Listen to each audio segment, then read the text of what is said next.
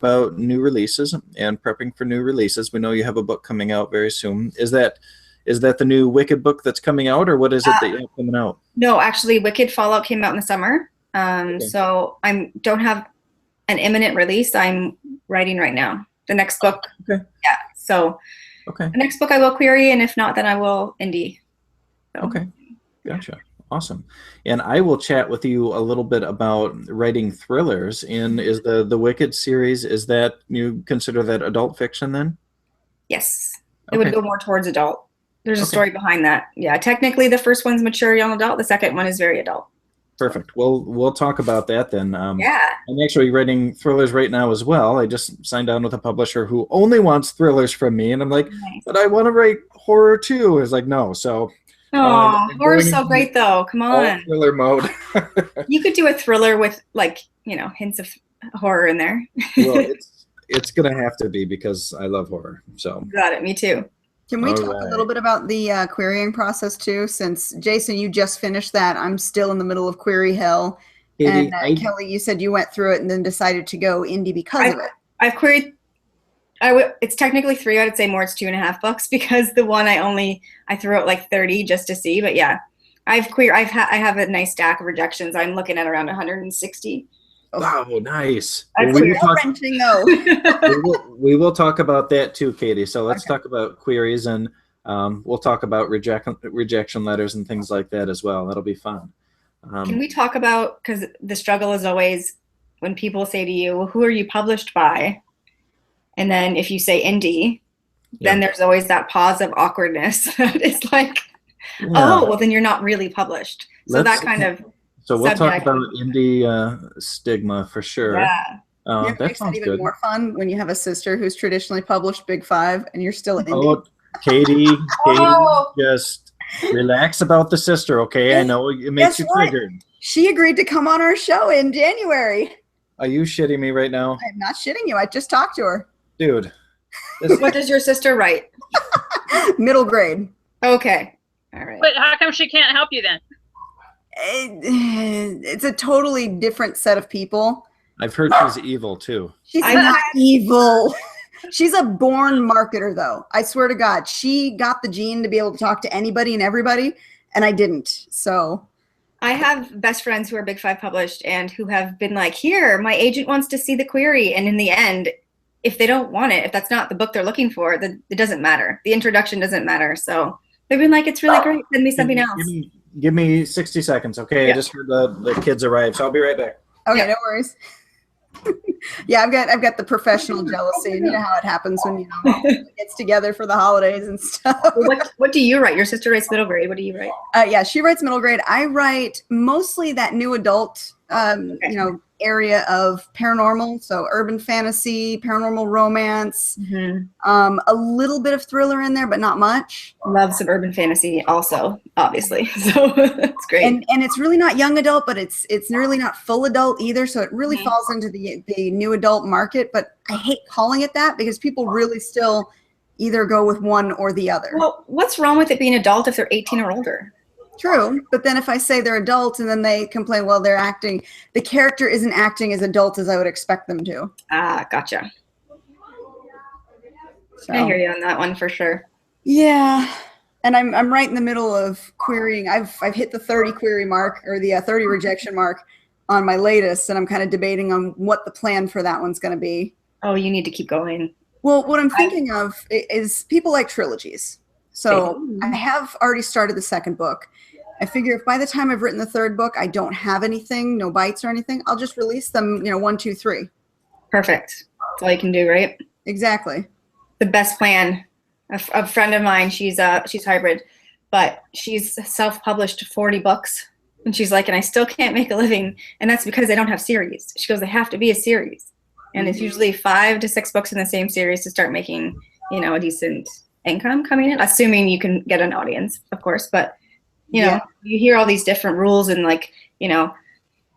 sweet spots that if you just do this, then it'll happen. And I'm still waiting at my 2 books. I'm like, yeah, we'll see. Yeah, the right to market crowd. We talked to another guest a couple weeks back about the writing to market, and they're hitting it big right now because they're able to put out books extremely fast. and they're hitting these new fresh marketplaces, and they're attacking it. And they've got such a following already that even if they're switching genres, which everybody tells you not to do, they've got their followers jumping ship with them to the next genre to see what else they're writing. Mm-hmm. I have another friend who's having great success with, she's a romance writer, and she's doing fast release of novellas, like in the same, of course, town or family or whatever, however that works. I'm not a romance person, but yeah, and she's just putting a few out a month, and sales are going really well for her. The dime store novellas, those are back again. Oh. I want to get into that because I have written, well, let's talk about that later. Okay, we should actually just intro the show and then continue this conversation because it's a good conversation. Yeah. Yeah, I didn't catch the first half of the conversation, but if we could restart it, that'd be fantastic. I apologize, but when you have half a dozen dogs and someone walks into your house, they have to be supervised. This is true. Otherwise, the shit hits the fan. All right, Katie. You're not doing the intro this week? I did it last week. Oh. All right. Well, let me make sure I can pronounce everyone's names right. Cynthia Vespia. Yes. All right. And Kelly Sharon. Sharon. It's all good. Sharon? Like People say Sharon? it the French way. I just prefer it Sharon, like more just normal. Sharon. Okay. So Sharon. I'm just going to replace that C with an S right now so I don't mess that up. Yeah. All right. Okay. You guys ready? Yeah. Welcome, everyone, to another episode of Spilling Ink, the talk show that takes you behind the scenes in the publishing world to get you a little bit of a look at the authors behind the books. Tonight, we have with us Kelly Sharon. Damn it, I messed it up. All right, we're gonna do you again. It's totally good. Go with it. It's fine. Tonight, we have Kelly Sharon with us. How's it going, Sharon? I'm good. Thank you. Damn How it, are you? you hear that? I called you Sharon instead of Kelly. That's okay. See, this is what happens when there's 80 dogs upstairs barking. All right, Just I'll tell you what. It'll be fine. Just call me Vespa and roll with it, because that's what usually Vespa? All right, so that's what usually happens. all right, so Kelly, I'm going to skip you for now since I can't say your name right. Okay. Who knew it would be hard? I don't know. Sharon. I don't know. It's been a long day. It's been a long day. It's true. All right, tonight we have with us Kelly Sharon. How are you tonight, Kelly? Great. Thank you. Awesome. And we also have Cynthia Vespia. Hi, Cynthia. Hi. And then Katie, the queen of the scarf, Solitis. Hi, Katie. Hello. I know I've had a different scarf on every week, I think. I like that scarf, although I do miss the cool straight hair you had going the other week. It was like glamour shots, Katie. Oh, all right. Next week. You still look nice, though. Thank you. Oh, awesome. So tonight we've got lots of different topics we're talking about. We're talking about new releases and prepping for them, getting ready. We're going to be talking about query letters and the whole process behind that. We're also going to be talking about novellas and trying to dispel that stigma that surrounds indie authors. So, but first, I'd like to hear a little bit about from our guest and what they do. Kelly, tell us a little bit about what you write. Well, I have 2 novels that I've published so far, and they're both thrillers. They are serial killer books, which narrows it down a little bit for me. Okay. Yeah, people are like, it's not just a regular psychological thriller. No, they're serial killers. So yeah, the first one is called Pretty Wicked, and it follows a 15-year-old girl who is the daughter of a local police detective in a small Colorado town.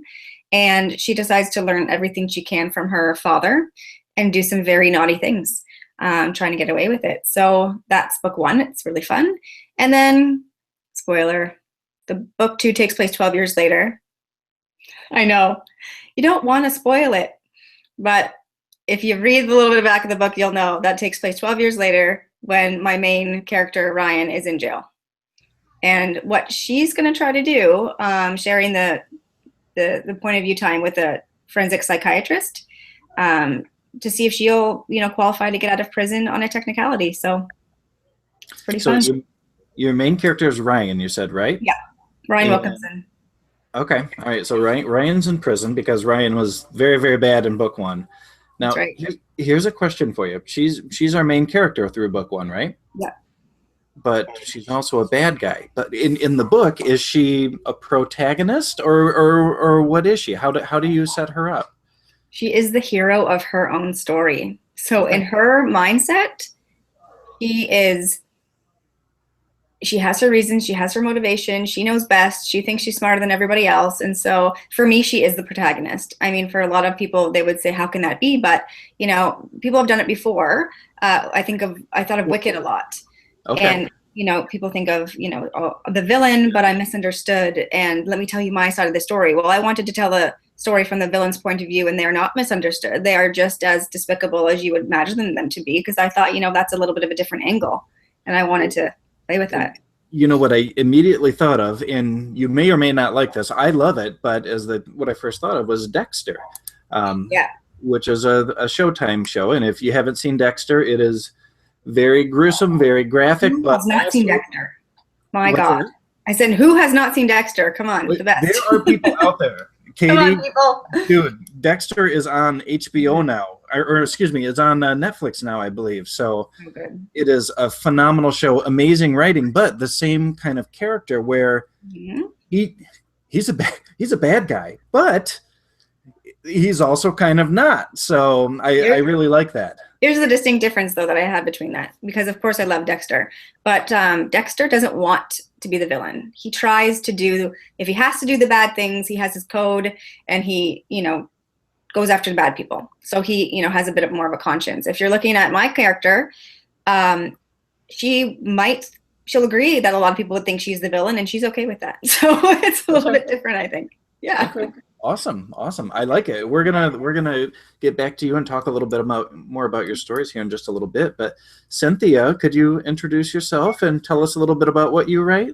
Sure. Cynthia Vespia. I'm the original Sin. I write mostly all things fantasy, honestly, urban, dark, you name it, and it's also a lot of crossover appeal in different genres.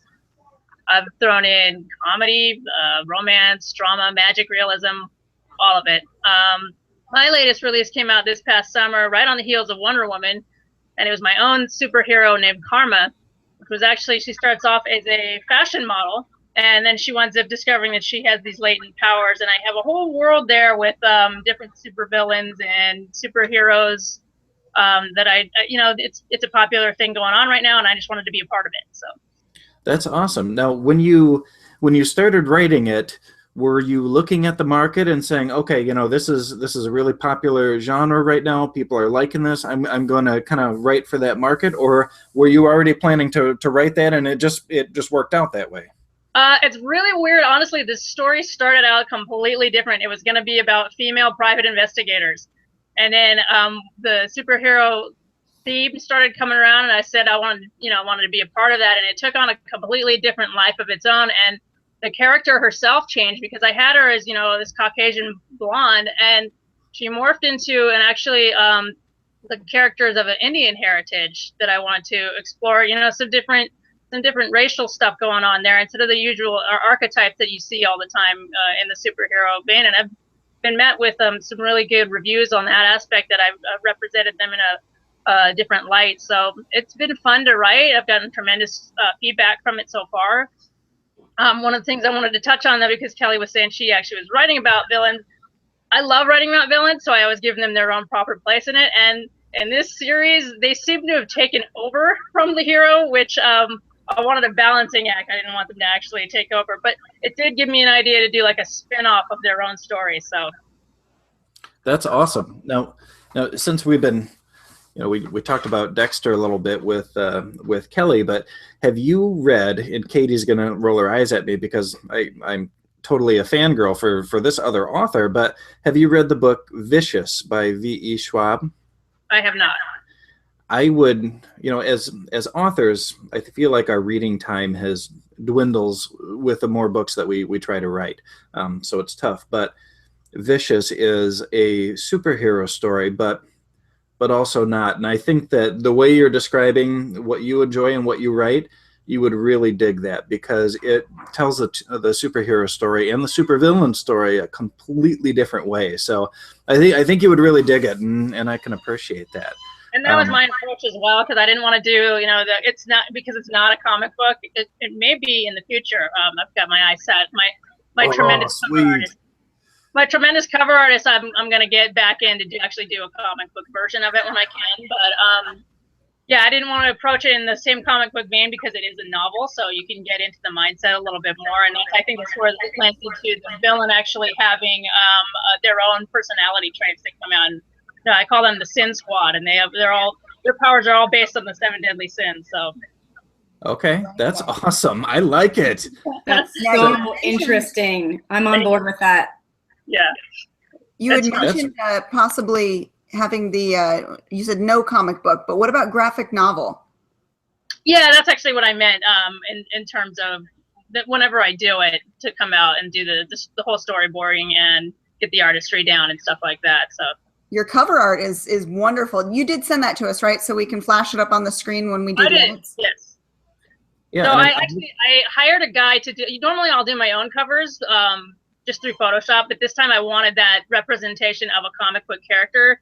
So I sought out an artist. I found somebody on DeviantArt who did such a good job of the first cover. I wanted him for the subsequent series, so I had him just do all 5 of them in one sitting within a couple of weeks. So that it would have the continuity to it. And also I got excited looking at him going, okay, I got to write the next one. Now, you said you've got the cover art for all 5 in the series. Is that up on your website anywhere, or are those yet to be revealed? No, they're a secret. The only place that you can maybe see them, I did a trailer. I do book trailers. So I did one for Karma, and they're in the beginning really, really quick. So that's the only way if you could maybe pause and look at them. But it's not the finished cover. It's just his character design. So. Okay. Now, and I'm looking at your website right now, which is CynthiaVespia.com, and I'm looking. You've got the Demon Hunter series, and then you've got is it Silk Butters? That's the comic book hero. That's her actual name, Silky Butters, which Silky. Okay. Funny story behind that. I used to work for one of the hotel casinos in Las Vegas, and we had a guest come in, and she put on the guest card Silky Butters. And my friend and I were so curious about that name, it just stuck with me. I was like, that's a character for sure. That's cool. That's very cool. And so, how does this new book differ from the other series that you've written? It's all fantasy, but is there a different? I mean, how are you categorizing them? Right. The Demon Hunter was actually really, really dark. It's something that I wanted to explore. It's in the more of the vampire-esque vein that was popular a while back, and I did zombies and werewolves all throughout the entire series. But it was really dark, and it's something that I wanted to explore that was kind of gruesome and over the top, violent. Whereas the Silky Butter superhero series, I approached it with a little bit more lighthearted. I was very aware of not putting in too much strong language and violence because I wanted it to be crossover for a little bit of a younger audience, not too young, but still they could read it without any problem. Okay. So I was very aware of that going into it. Gotcha. Oh, they look really interesting. And one thing that I think is awesome, the more I learn about cover art and the more I research it, I really like the way you've branded yourself with them. It's very easy to see from one book to the next. Even if I was just scrolling through Amazon, okay, boom, this is a book that's in the series I want. This is the next book. I know. I appreciate that because like I said, I did my own covers, and it was a lot. The first Demon Hunter, I went through several different changes for it. But no, I appreciate that because it's something that was in the back of my mind that I really wanted to look like a series. Yeah. Well, and you've said that you write a lot of different genres, but they do all kind of fall under that fantasy umbrella. Is that right?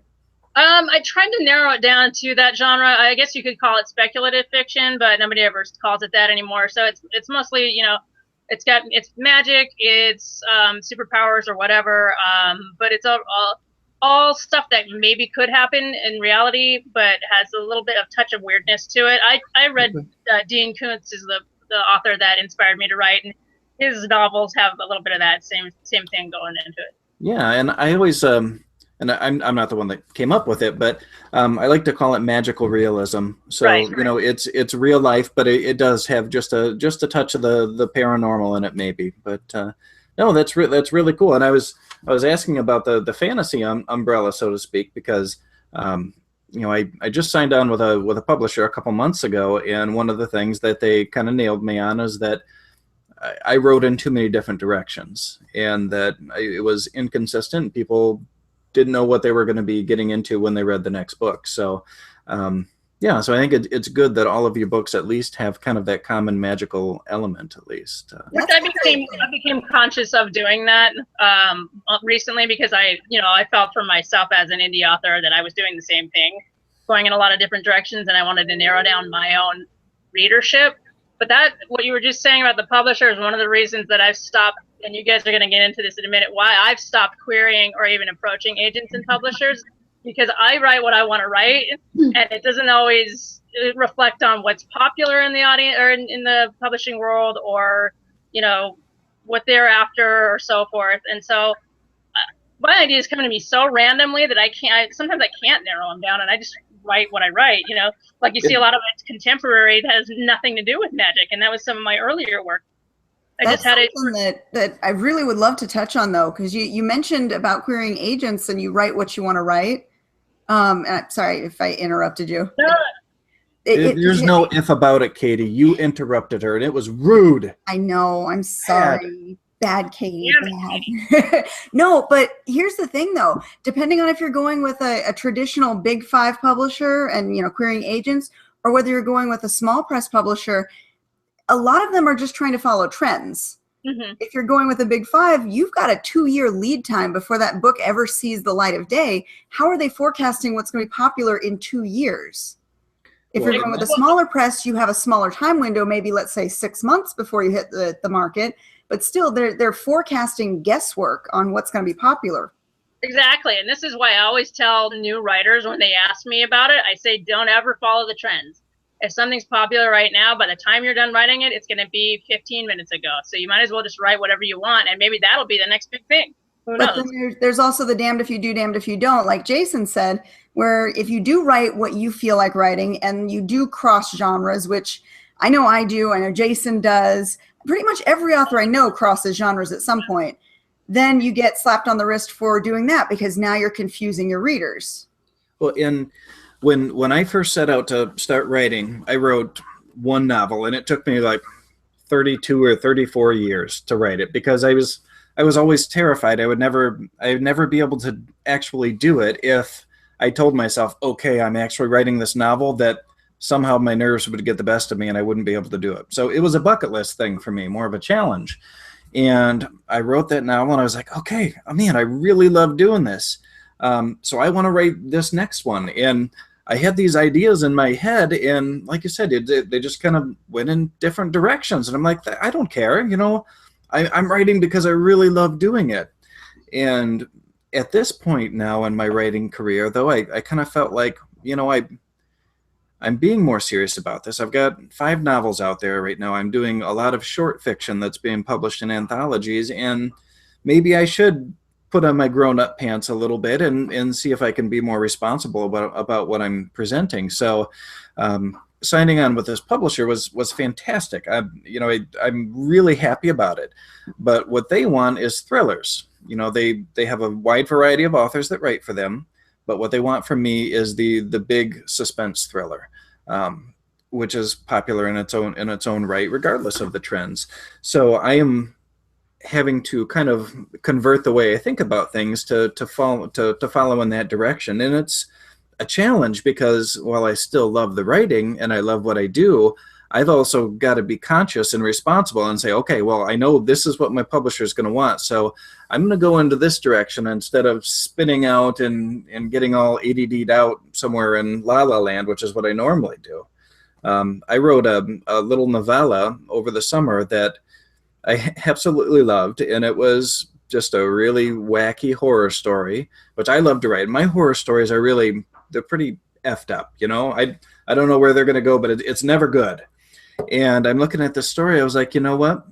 I could turn this really bizarro horror story into a thriller. So that's going to be one of my projects over the next year is taking this, 25,000 word novella and converting it into a suspense thriller. So it'll be interesting to see if I can even do that. But we were going to talk about. That's the challenge, though, isn't it? Okay. Yeah. Yeah. Especially especially when you already had the story that you loved in your head, and you're like, okay, do I really want to pervert this story by making it more commercial? And it's funny, my editor and I talk about this all the time now, because I will have a rough day or a bad night, and I'll just start sending her messages. I'm like, oh, what the hell am I doing? Why am I doing this? And she was like, you know what?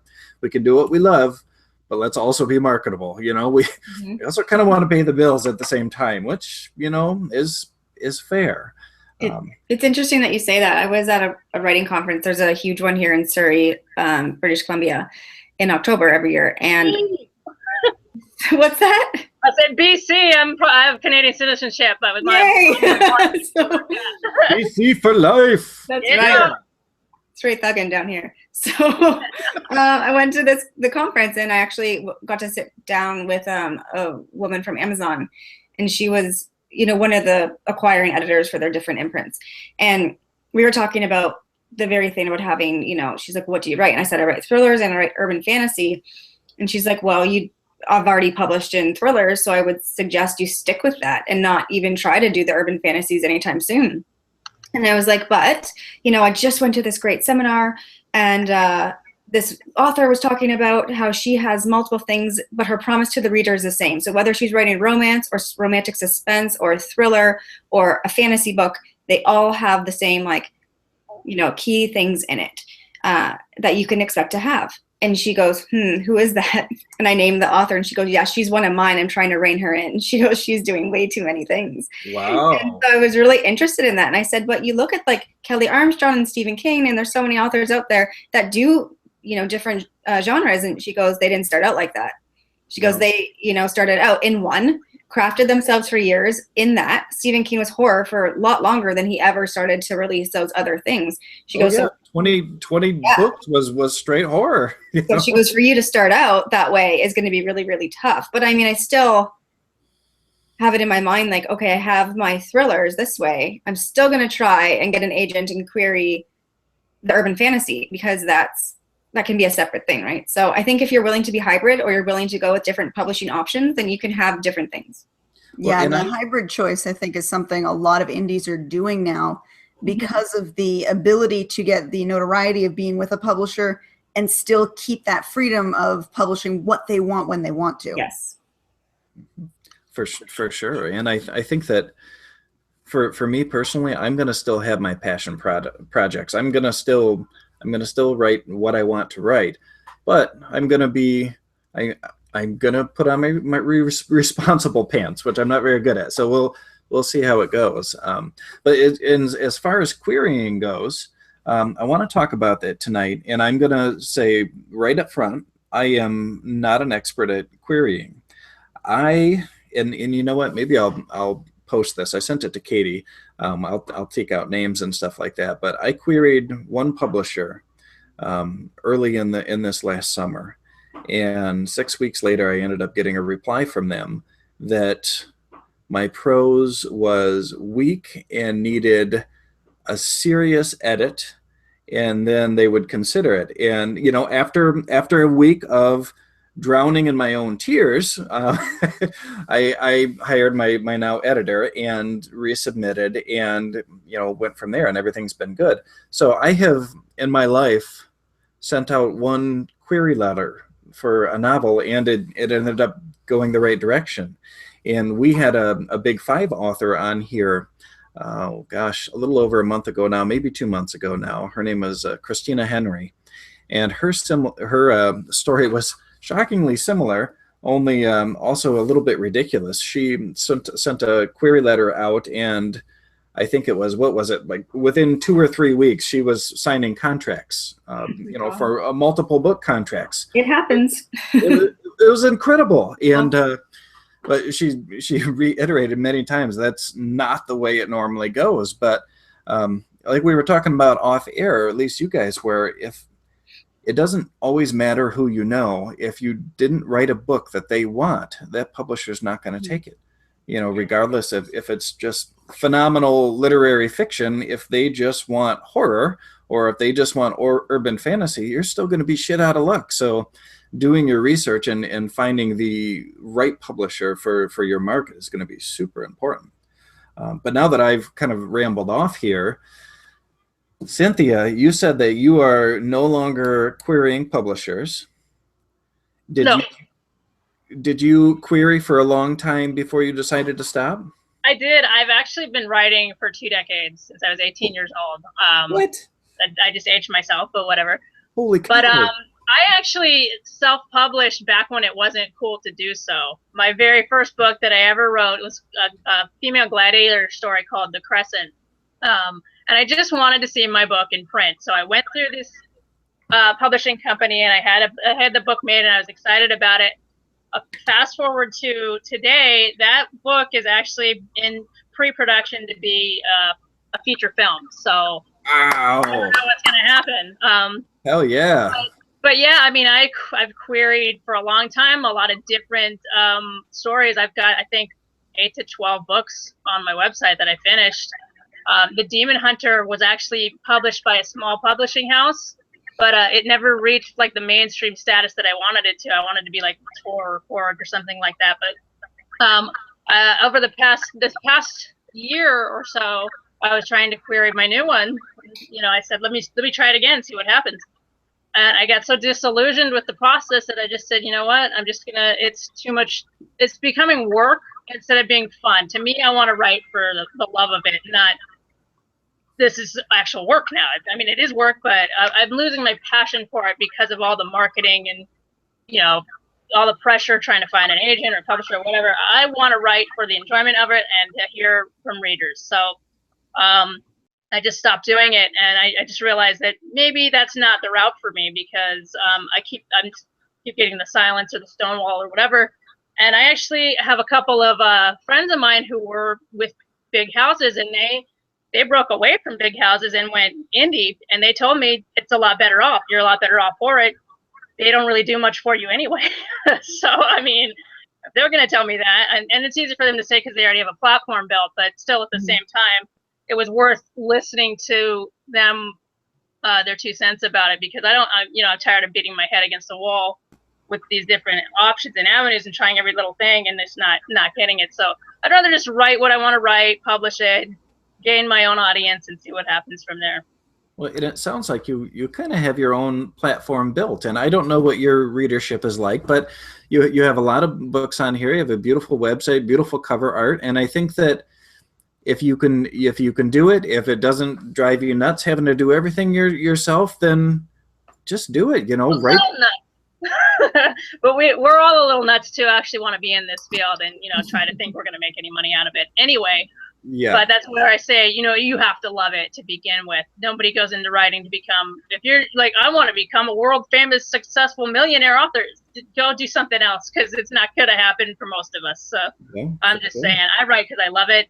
I just had a short horror novel, which I don't even write horror most of the time, but it was a short horror story that I had, and it was actually published in Skelos Press, just came out. So I was excited about that. Yeah. So it's fun, and it's fun interacting with the community. That's what I love about being a writer. I love doing the events where I can meet readers face to face or other writers. So that's why I do it, just for the love and passion of it. At this point, if I make it, great. But I'm doing my own thing, and we'll see what happens with it. Awesome. Well, Kelly, can you tell us a little bit about your publishing journey and when you got started? Yeah, so I started writing my first book probably about 11 years ago, and I was late with it too. It took me about 7 years to complete, but I completed 2 degrees in that time, so I had to keep putting it off to do homework. So I was like, why am I doing this? What kind of degrees do you have? I have a social work degree and an English lit degree. Fantastic. Which are not even paying my bills. So there you have it. My husband's like, why didn't you do like something in medicine or something else? I'm like, really, I should have. So the English lit, I suppose, did help a little bit, but there we are. So I wrote an urban fantasy first, and I queried it, maybe only about 30, 35 queries, and I had some full requests, and it was okay. I was feeling pretty good, but in the end, it was the very start of urban fantasy dying. It was so close, I guess, after it was still too close to after Twilight. Nobody wanted to look at urban fantasy anymore, and they were like, no. So I was like, okay, I've got to write something else. And thrillers and murder are my thing. What year was that you had written that first urban fantasy? Whatever 11 years ago would be. Ish. So like 2006. Yeah, 2000. Okay. You say 2005, 2006. I think I was doing it, but I started it anyway. So maybe even longer. I don't know. It's hard to remember exactly, but it took me a while. And then I immediately started to write the sequel, and then was like, no, I need to do something else, because, you know, if I'm querying the first one and then nobody's watching it, they're not going to want a sequel for it. So then I wrote Pretty Wicked, and querying that, actually, it went as good as can be without getting the agent. So I sent out upwards of 140 queries probably for it, and we're talking Canada, US, England, like all over. I tried. I got a lot of full requests, probably about 20, and a lot of one agent I even spoke to for like 2 years, and it was, you know, I really love the concept, this is so great, the writing's wonderful, all of these lovely things, but it's not quite young adult, it's not quite adult, and yes, she's 15 years old, but you're also in her head as she's doing really bad things. And she goes, I don't know how, you know, people were just over and over again, how do we sell that? How do we sell that? People, publishers not going to touch that.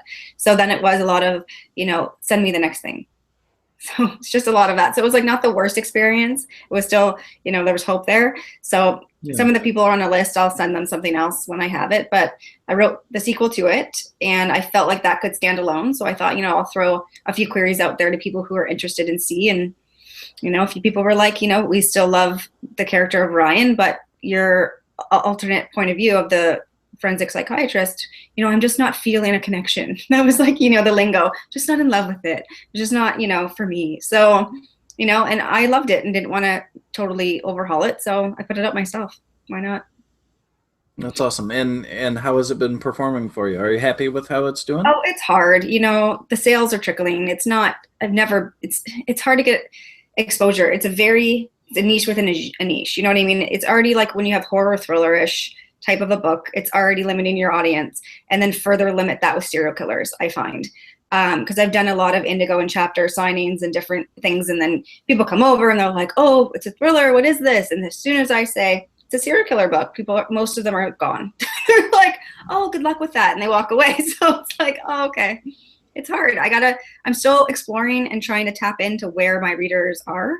I'm having a hard time, not gonna lie, I'm having a hard time figuring that out. So I'm hoping with the urban fantasy books, it's a young adult series, and I'm hoping that has established itself already. We already have great authors who write in that, and hopefully there's room for new material from different authors to come in. So the marketing is what stumps everybody. It doesn't matter what genre you're in.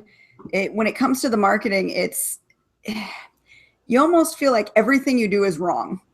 And what other people do, if you try it, it doesn't work the same way for you.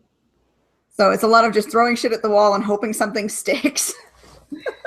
The law of averages, right? Yeah, well, pretty much. You hope anyway. I mean, because there's, you know, everybody that you ask, if you say, well, how do you market your books? Everybody has something that they do. And whether or not it works, that's just what they do. Whether it's the Amazon ads, Facebook ads, Twitter ads, the newsletter swapping, posting on Facebook groups, posting on Twitter, what is it? BookBub. NetGalley. What's that? I did NetGalley a few times to try to get reviews. NetGalley, yep. Because they always say reviews are the best. Sorry, what was that? Reviews are the hardest thing to get for me. They're hard. And then doing, you know, different types of, you know, blogs and interviews and blog tours and all the rest of those, which I've done my fair share of. And it's really hard. I think I'm up to, you know, on Goodreads for the first book, which has been out for at least a year and a half now, maybe 2, a whopping like 90. It's like, oh, wow, look out, you know, so it's tough to get them for sure. Right. Even giving away, like I was doing a book review club for a little bit. Like every so often I'll open it up to all my newsletter subscribers and I'll say, hey, if you want a book, I will send you a book, just review it. And if you like that book, and since I write series, if you want to review the next book in the series, show me your review and I'll let you have the next book if you'll review it. And even then it's like, I'm giving you free books. It's hard to get reviews. Yeah, it's awful. Yeah, it's like pulling teeth.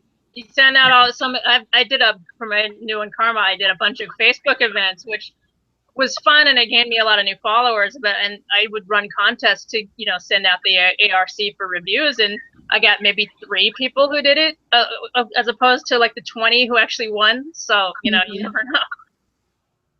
It's frustrating. And I think that's what turns a lot of indies away from the indie marketplace trying to go hybrid, because they feel like, well, if I'm with a publisher, there's at least some clout that goes with that.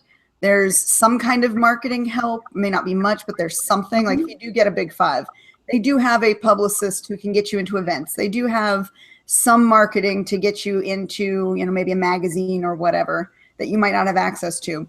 But I feel like a lot of indies are getting disillusioned because of this whole marketing is just beating your head into a wall, that they look elsewhere to find new resources.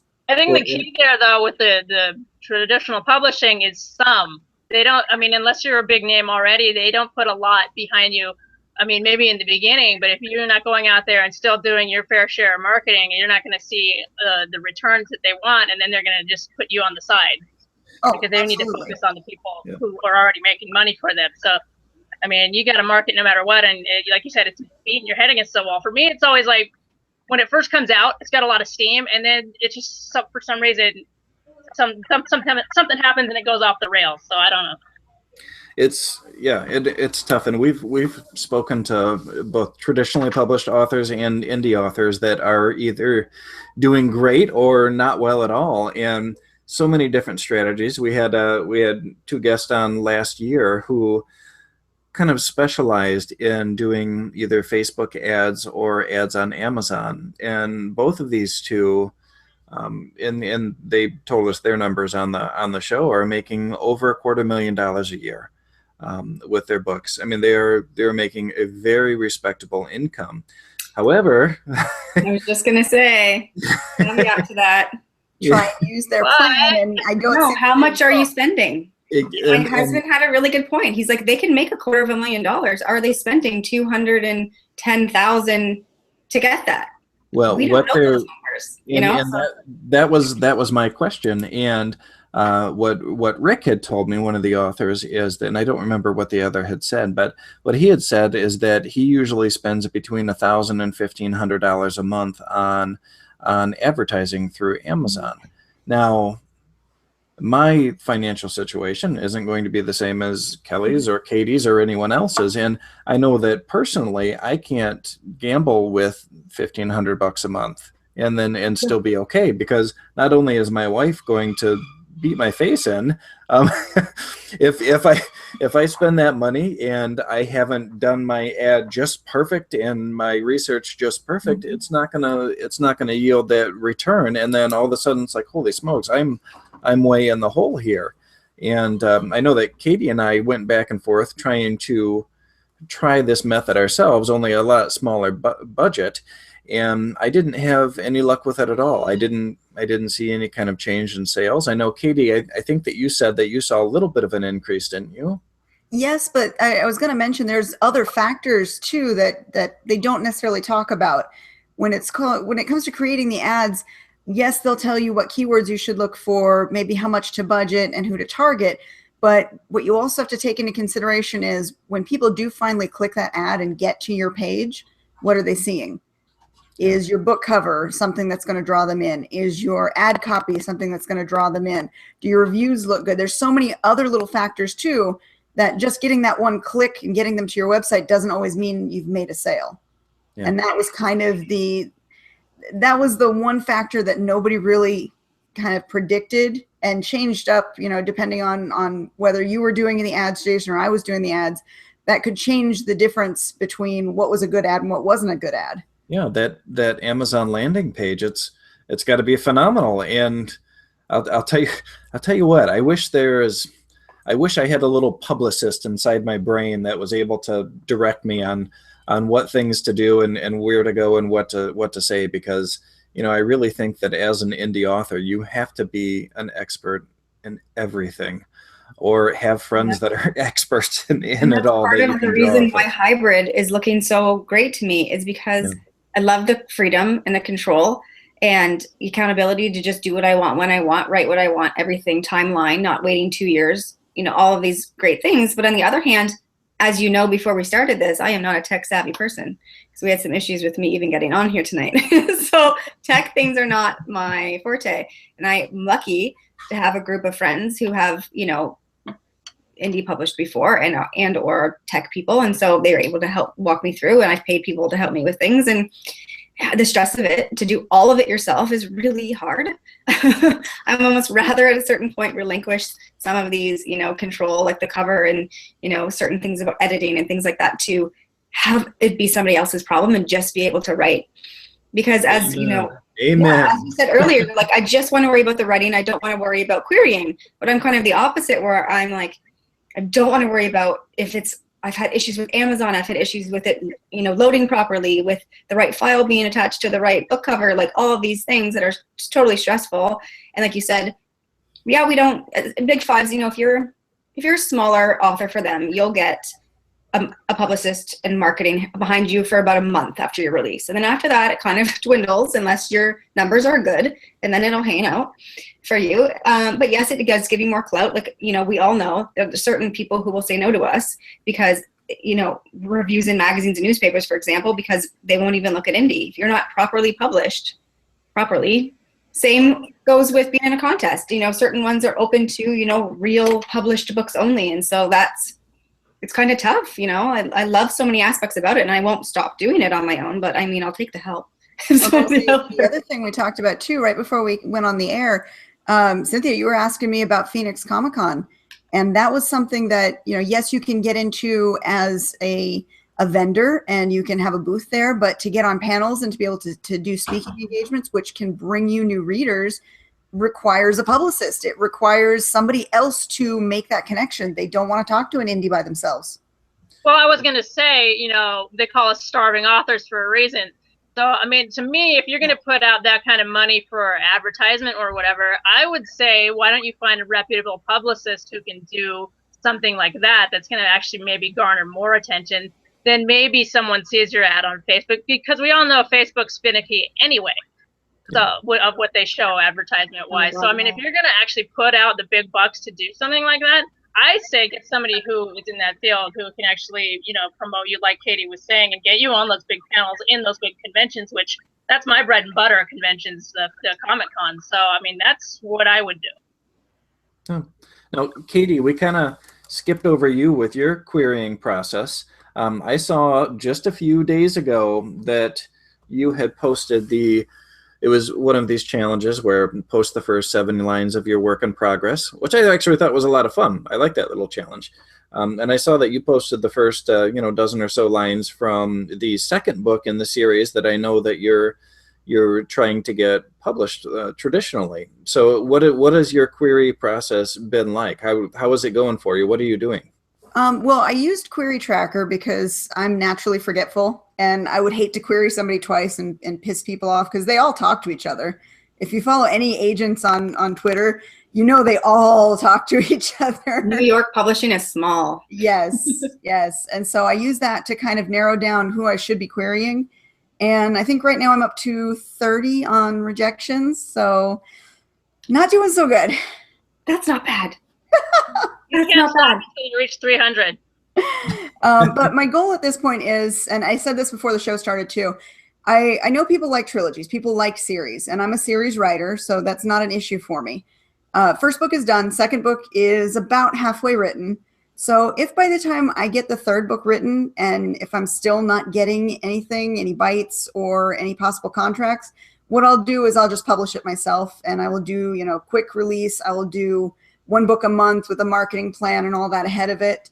So the books won't go to waste, but I would really like to get somebody to pick it up and to take the reins on that one for me.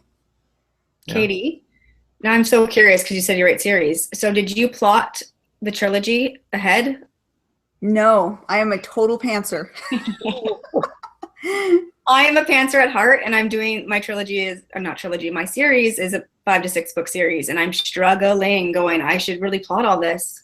Hey, see, I started as a pantser, but for this series, because I wanted continuity throughout, I had to plot it.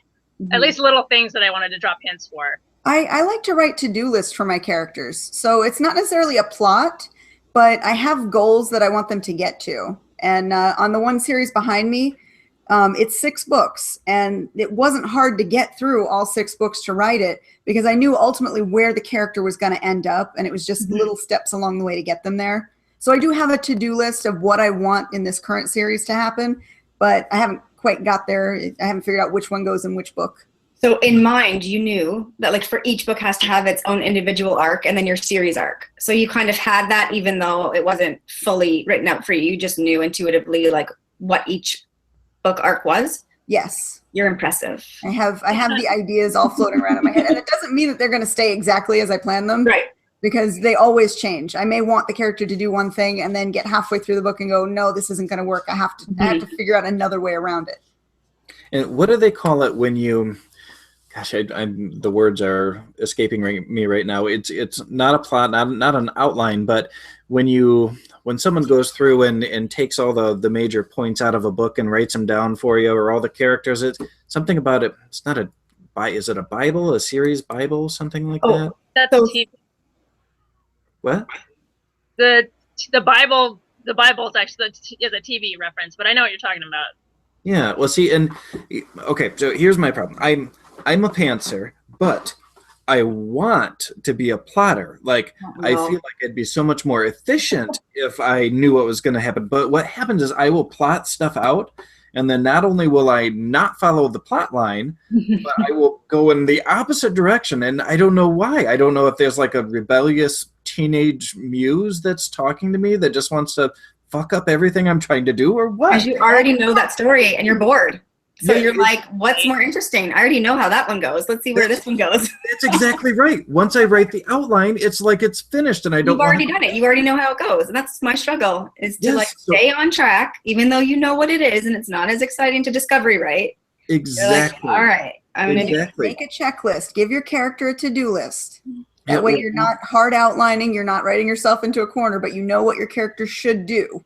Yes. That's really similar. Yeah. Instead of doing if you write a full outline of the whole book, then it takes the energy away from it. But if you have like little places that you want to get to, when you get to them, you have a couple of different roads that you can take, and your characters will usually lead you somewhere fun, and that's the joy of writing anyway.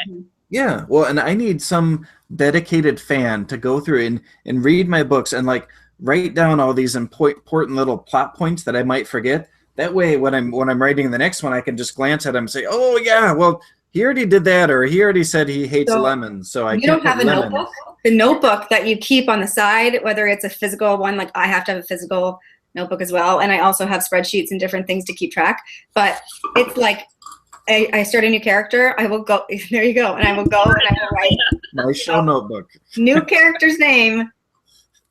How old, details about them, so I can go back later, because I am not one of these people. I don't know how George R.R. Martin does it, or like Cassandra Clare, these people who have giant casts in their books, and they're like, I know who that is. They can remember. Like, no, I don't remember. My second book, there was a bunch of different correctional officers. Do you think I could remember? I was like, okay, which one was in the first one? So I have, little chapter 1 were these characters, and this was the basic, goal and scene next, because I cannot remember. Like, we have better things to do, people. Come on. I do cool character breakdowns. I like to everything in their backstory, their eye color, their hair color, little nuances. I have all of that written down so that I can refer to it, and they don't wind up with blue eyes when they had green a second ago. So true.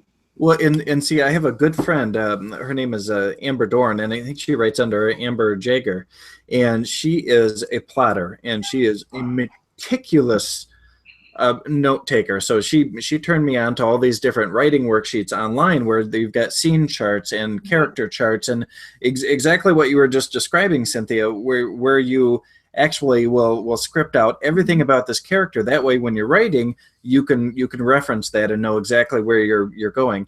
And while I think that would be phenomenal if my brain could do that, it can't. It just can't do it. But I am so impressed by people who can do that and who can really put in the time and have the organizational skills to make that happen. Because I would imagine that writing is a lot easier if you can go back and say, oh, this is like an open book test. I have my notes. I know what everything about this character. Now let me move forward with that. Well, I'm going to be honest. When I wrote The Demon Hunter, they were both they're separate trilogies that actually became one huge fantasy epic. But I kind of pantsered through that one. But when I was doing the Silky Butters superhero series, I went and found out what J.K. Rowling's method was for Harry Potter, and she wrote out everything for this world. So I said, okay, I need to do that too. I didn't do it as intricate as she did because I'm not dealing with so much stuff, but yeah, I just wanted to emulate the great one. Well, and I was just going to say, if there's someone to emulate or imitate, I think that you could do a lot worse than J.K. Rowling. She's created a fantastic series, and I absolutely love it. So, Katie, you're up to 30 rejections right now, and if you get through book 3 and you haven't found a publisher yet, you're gonna go indie with it. Yeah, I have my editor. Even though I'm querying right now, my editor's already got a copy of the first book and plans on going through it so that it's ready to do what I want with it, either to make it look as good as it can before it goes to an agent, or whether it gets published. Okay. So now, when we decide to go indie, what do we do to prepare for that big new release? Whether you're planning to release boom boom boom, a book a month, or whether you're a 1 book a year kind of writer like me, what is your method for starting this new release process? Do you have months and months of preparation where you're building up to it, or do you just go bam, I'm getting it out there? What do you guys think? Cynthia, what do you do? It depends when I finish it, honestly. Sometimes I will finish it too fast, and I just have to put it out there. For Karma, I made sure I knew when it was coming out. I wanted it to be right on the heels of Wonder Woman because of the superhero theme. So I made sure that it was done well ahead of schedule. And then I did a lead in for it, but not too far out. I think it was maybe 3 months of teasing, if that. Definitely did a cover reveal because of the beautiful artwork. So just little teasers here and there, Facebook events, and then you dropped the big publishing release, and then just go from there. That's what I did. Okay. Now, what about you, Kelly? Oh, I have a hard time with this. I've put 2 books out, but it's definitely tricky to know exactly what to do. So I usually have gotten a NetGalley for both, which if any of the viewers aren't familiar, NetGalley is basically where a lot of bloggers and reviewers go. They can get free advanced reader copies of the book and do reviews. So the idea is to try to get reviews built up, a little bit before the book comes out. So there's and some publicity through them putting on their blog or on whatever website. So I do those. I've done blog tours and book blitzes, different things like that. I did a cover reveal for the first book, which was pretty helpful. I did a pre-sale, so I put the book up. I didn't do it for the second one because I wanted to see the difference between doing it for one and doing it for the other. And it wasn't huge difference. The pre-sale, there were an initial jump. I think I did a whole 4 weeks ahead, and that was about it right now for then. And then, try to do interviews here and there where I could and be, just talking about the book. And for the second book, I did get a publicist, and I was able to get some local signings at Chapters in Indigo and did a few radio broadcasts and different podcasts and things like that, which I think helped. I would notice that after I was on a few things, like I was on the Stephen King podcast, which is cool because obviously they heart Stephen King, and he's my everything. I'm not gonna lie, love him and JK. So come on, but so that was great to be on there. And then I did notice a little spike. There was like a little trickle of books, but then I'm not gonna lie, it's not like I'm constantly selling. It's like I'll hit a little bit and then nothing, flatline. We call it the dead man's heartbeat, like the dying man's heartbeat, where we're like, look, oh, he's still alive, and then oh, he's dead. Oh, there he goes. Oh yeah. So that's kind of how it's been. And yeah, I've not come up with anything really brilliant or genius to go, this is how to launch. I'm still in I'm learning stage. Okay. Now, how do you approach your editing? Do you have a professional editor that you use? The editing process is epic over here. So I write it, and it can vary between 6 weeks for a draft and 6 months for a draft. It just depends on what's happening. I go over it again. I send it to an alpha reader, and then I get it back. I send it to a few beta readers. I work on it again, I get it back, and then I send it to my editor, and she goes through 2 passes, and then it goes to my proofreader. Okay. So and then there's still errors sometimes, and I'm like, are you kidding? Like 12 people have looked at this, and there are typos. So, yeah. Cynthia, do you have a professional editor that you use? I did for these last couple of novels. I actually have one sitting in the queue that is waiting to be published that I use the same editor for. But I did go out ahead and hire a professional this time around because I was very specific in the marketing of Karma, because I wanted this to hit this time. This is like hit or miss is the last one. You know, let's go for the fences. So I made sure all my I's dotted and T's crossed. Before with the Demon Hunter, because I was with a small press originally, they had an in-house editor, so that was taken care of for me. But my grammar's not the greatest, I'm not going to lie, so I definitely will outsource that. Whereas some of the other stuff, like the covers or whatever, I'll do myself. But something like editing and proofreading, I'll look for somebody with those chops. You know, when I first released all 5 of my novels, I used a retired school teacher for my editing, and she was fantastic. I thought she did a great job. She was really good with the language. She's really good with the grammar and very meticulous, as most teachers are. And after several years of sales not being what I wanted them to be, and now when I first got started, I was going like gangbusters. My first novel did fantastic for a year and a half or so, and then sales started to drop. But fast forward, and I read a lot of on-writing type books by, you know, notable authors. My favorite probably being Stephen King's. And there's one thing that echoes throughout all of them, and that is go back to the writing. If it's not going well and it's not doing what you want it to do, go back to the writing. Go back to the writing. And so it's hard for indie authors to hear that and to do that, because we write a novel, we work our asses off, and we put our hearts into it. And we don't want to think that, okay, maybe the writing isn't what it should be. Maybe it's not as good as it should be. And maybe that's not why I'm getting the sales I want. But I'm starting to really believe that going right back to your writing, it should be the first thing that you do. You know, if the sales aren't great, if the reviews aren't great, well, suck it up. You got to kill your darlings, get in there and do the hard stuff. Hire someone who really knows what they're doing to do that hard stuff for you. You know, you may need a developmental editor. You know, you're going to need somebody to do that high pass editing work where they're going through and really hammering all your plot points and your plot holes. And then you're going to need a line editor, someone to go through there and you know, lick all your naps. And I was amazed going back through my books with a professional editor, just how much stuff is getting missed. And it's not that there were typos, it's not that there were grammar errors, it's just that a professional editor is going to know what readers want to see or what a publisher is going to want to see, and they're going to help you hone your writing into that. And so it's made a big difference for me, and I'm really happy with the way the writing is looking now. So I'm hoping that translates into more popularity, more happy readers, and hopefully more sales down the road.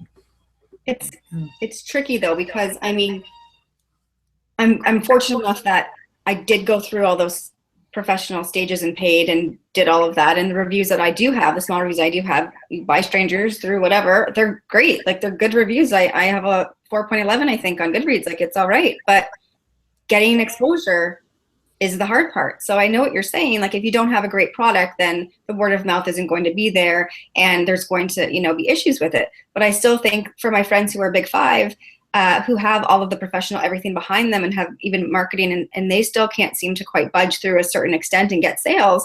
I mean, it is a mystery of why some really make it. There are some Big Five books out there that are just beautiful, wonderful, amazing books. And there's some that I go, where were the editors on this? Where were, the content people on this? Like, what's happening? This is professionally done. And and you're just wondering, like, why some make it and some don't. You see some of these, like, I am going to say it, I don't care, 50 Shades of Grey, come on.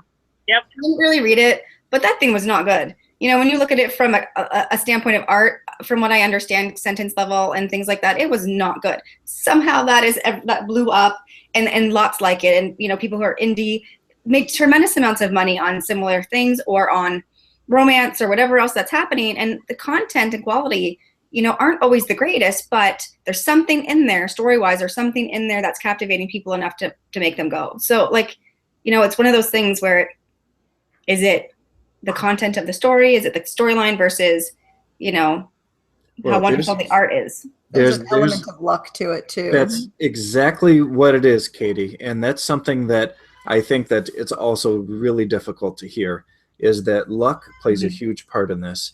You know, if you read and listen to the writing greats of the last century, they're going to tell you that quality writing, good storytelling is the biggest thing. However, it's also luck, because you look at 50 Shades of Grey, and I've read 50 Shades of Grey. I read all 3 books. My wife was a big fan, and consequently I read them because they're there on the Kindle. And apart from the shock value of the initial book, where you've got all this, you know, crazy sex and bondage and stuff, it was really written at a low grade level. It was, but at the same time, that really worked for her, because the novels were accessible to people who didn't want to read at a higher level.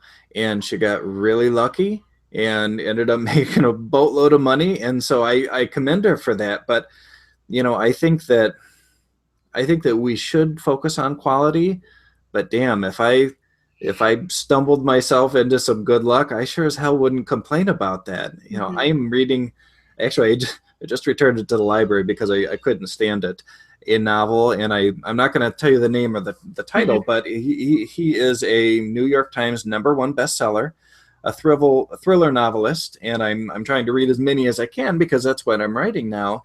And I'm reading this and I'm thinking, oh my God, my editor would never let this chapter leave the ground. You get away with things when you have a name, right? Holy shit, you can. Incredible. Jackie Collins. Jackie Collins was this huge romance author, and her writing was terrible.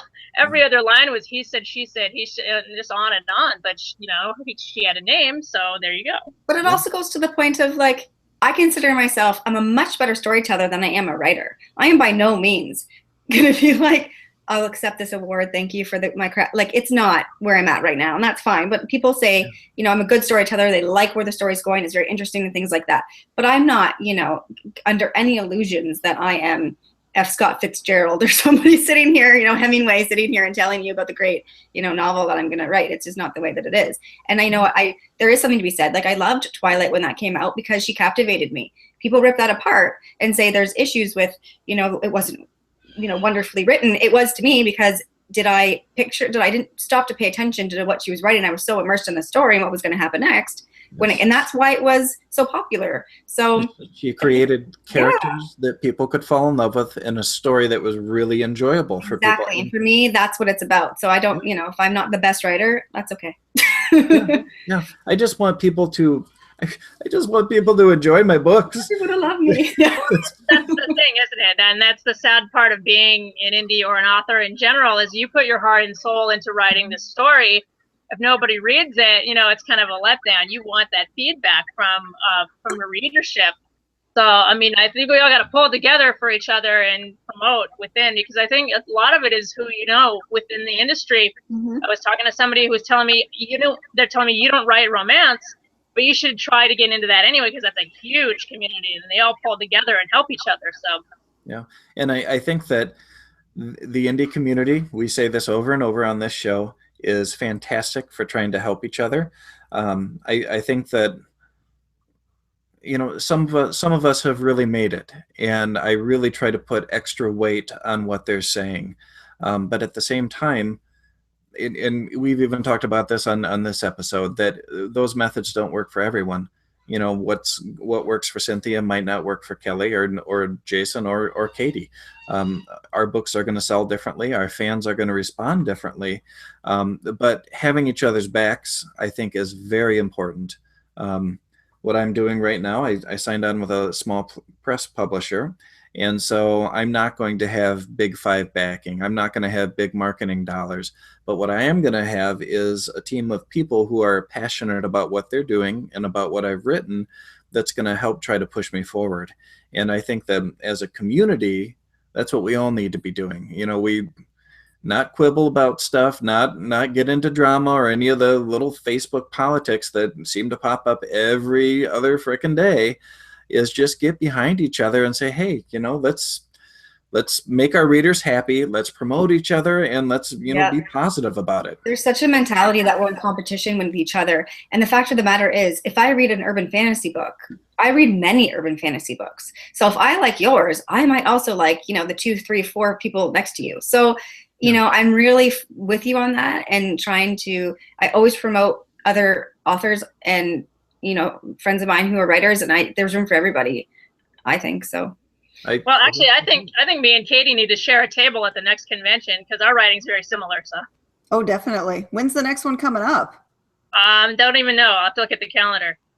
Well, and I think Kelly, because I'll chat with you about this offline as well. But I think that for authors within the same genre, doing some cross promoting. Mm-hmm. Not only with social media, but in newsletters and even in the books themselves. I know a lot of authors that will include a chapter from someone else's book at the end of theirs that's of a similar genre, and I think that could be really helpful. And so I think that if you're YA fantasy, that you got to connect with those other YA fantasy people and start to work on marketing with them and draw from their experience and maybe even collaborate a little bit and get on there. And I'm a fan of also doing giveaways for other people. So something whatever, then you will get somebody else's book. Like I'll give you their book instead of mine. You know what I mean? Because if you're on my mailing list, chances are you've probably bought a book. So it's like let me give you something else.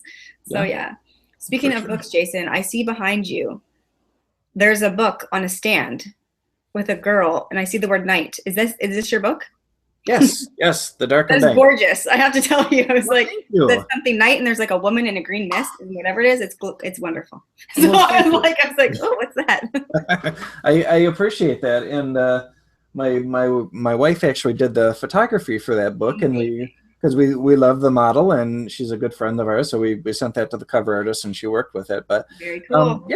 I just send mine. I did my covers. A woman in England did them for me, but I will be for my fantasy series. Assuming I'm just so positive. I'm like, when I have to put them up myself because nobody picks them up, then my friend. Let's be realistic. It's probably who knows. But I have a friend who's a wonderful artist, and she's a painter, and so she will actually. Hello. She will actually. I don't know. She'll actually draw or paint and then take a picture of it, and she'll manipulate it on Photoshop and does wonderful covers. So I'm looking forward to that. That's awesome. That's awesome. Oh, so good when you can make them yourself. That's amazing. Your wife is talented. So she is pretty awesome. I got to give her that. All right. Well, we're kind of winding down to the. Actually, we're a little bit overtime now, Katie. Yep, just a little bit. I have like 80 more things that I could talk to these girls about tonight, but I'm going to have to save them. Again. I was going to say we're going to have you guys back on again so we can chat more about stuff. Yeah, my battery was dying anyway, so. Well, you know what we'll do? We'll just reschedule another chat. That way we can all continue this conversation. Continued. There we go. I like that idea. Before we go, can I have each of you tell us a little bit about your most recent release and where people can get it? You want to go, Cynthia? Sure. My most recent release, like I said, it's called Karma. It's the first in a 5-part series called the Silky Butter Superhero Series. That's a mouthful, I know, but it's light, it's lighthearted, it's fun, it's a superhero genre. I try not to tackle too seriously, but there is a little bit of an underlying couple of messages in there just because of the character's background. She's Indian. It's different. It's a different take on the superhero genre. And it's just fun characters doing fun things. So it's exclusively on Kindle right now. I'm working on the print release for it. It was supposed to be done, but I've had a hell of a year. So I'll be finishing the print and the second one by next year for sure. Wonderful, wonderful. And Kelly, I know you told us a little bit about it already, but can you tell us again about your most recent release? The most recent release is Wicked Fallout, and it's the second book in the series, but can be read as a standalone novel. And it is an adult psychological thriller based on my character, Ryan Wilkinson, who was a serial killer when she was a teen and was incarcerated. And it's very fun, and you should check it out. And it's everywhere: Kobo, iBooks, Amazon, and Chapters Indigo, and if you're in the Vancouver Lower Mainland area, it's in the stores as well there. So awesome. Now, Katie, is there anything that you want to promote right now? Do you have any big stuff going on? During the month of December, I'm doing a 99-cent sale on first issue books. So first in the series for The Little Werewolf, the Old Town Pack, and the Immortalis series are all 99 cents or free. And then at the end of the month, each one of the Chronicles of the Uprising books are going to be set at 99 cents for the last minute Christmas sale. Awesome. Awesome. And since we're talking about books, I'll give you the log line I came up with for the one that I'm trying to query right now. Oh, you're going to tell us something about it? Well, you know what it is. You've read it. All right. So the log line for this one is: the key to stopping a weapon of magical destruction from annihilating Las Vegas relies in the tree-shaped birthmark on Sage's wrist. Wow, cool. I like it. That's a long one, and you've got it memorized. Are you going to be able to repeat that over and over again perfectly? We'll see, but that's kind of like my first liner when I'm sending my queries out. Okay. And then I go into the explanation in the query, but hopefully it's that you got to get the one line out there. Now, do you have it's this book meets this book kind of thing yet? I've been calling it Agents of S.H.I.E.L.D. meets Shadowhunters. Oh, I like it. Very cool. Very cool. Very cool indeed. Awesome. That's interesting. Mine is Moonlighting meets Agents of S.H.I.E.L.D. So Okay. Cool. if anybody remembers that show. Now, how about you, Jason? What's that? How about you, since we did everybody else? Oh, goodness. When does your book come out from your publishing house? It is next September, actually. We've got kind of a long build-up period, and we're actually going to be releasing 3 in a row. Oh, wow. So, and then hopefully in the next year or so, I'll have a new novel written. But I've been doing a lot of short fiction over this last year, and I'm currently giving away 2 stories on Insta Freebie. All you have to do is sign up for my newsletter list, and we'll put a link up to that. But they're fun, cool short stories. One is more of a literary fiction. The other is a straight up horror story. So people can just check those out for free and hopefully enjoy them and check out other things that I've written. But, yeah. Awesome. Well, thank you so much to both of you for joining us tonight. It has been a really fun show. We're definitely going to have you both back on because we have so much that we can chat about. You guys have been a lot of fun. Absolutely. Thank you. And for It was really fun. Thanks so much. Yeah, you're welcome. It was great to have you on. And to all our viewers out there, thank you for watching again, and we will see you next week with another episode of Spilling Ink. Goodbye.